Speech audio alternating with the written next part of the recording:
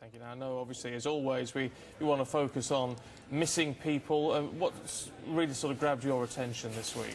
Well, we've got three to talk about, and the first one we've got is Tim Beardsley, and it's the second anniversary of his disappearance. On the morning of the 9th of July 2012, without any warning or explanation, Tim drove away from his happy marriage, his business and a comfortable home in Chesterfield, Derbyshire. Now, just a week later, his car was found abandoned by Ullswater Lake in Cumbria, but despite an extensive search, he has never been found, and neither his bank account or credit cards have been used since. His wife of 10 years, Terry, is convinced he's still alive. They grew up and married in 2000, grew up together and then married in 2003. She's continued to search for him and followed up several sightings and information in April that he may have been sleeping rough in the Birmingham area. Like many others who disappeared, Tim was suffering from depression and was due to see his doctor just a few hours after he left.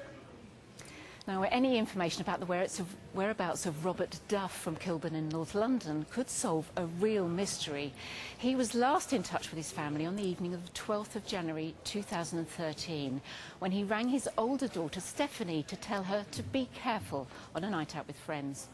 His was extremely close to both his daughters and never missed family events, so it was a real shock when he failed to turn up the following night to his daughter's 18th birthday. Robert always had his phone on and was in constant contact with his family, but since that day his phone has been turned off. Robert was a metal engineer and also worked in his spare time as a DJ in Camden Town, and he was known by the name of DJ Flight. His family are still desperate for news, and they're offering a reward of up to £5,000 for information leading to his whereabouts. And finally, we're going to Glasgow. In May 2008, 69-year-old keen rambler David Findlay went for a walk and never came back. Most worryingly, he'd been diagnosed with Alzheimer's and left without his medication.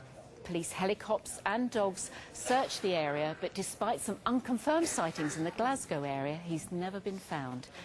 6 years on, and his 3 children and 5 grandchildren still hold out hope for news of where he is, or at least what happened to him. His daughter Linda said recently, "I'll never give up. I'm just waiting for the closure of knowing. Never a day goes by when I don't think about him." Oh, well, Jackie, let's hope that people can come forward with those bits of information to help those families find some peace in all of this. The anguish for those families must be absolutely terrible. It's that constant not knowing. I mean, it's a daily process for many of these people. For years, they're constantly thinking about where their relative is, whether they're safe, whether they're, undercover somewhere, whether they're getting food, whether they're living a happy life, and that's generally all they need to know. And to miss just a phone call to the Missing People charity, just to let them know they're all right. They don't necessarily have to get in touch if they don't want to, but that could just make the difference to give them some peace of mind. Jackie, as always, good to see you. Thank you very much.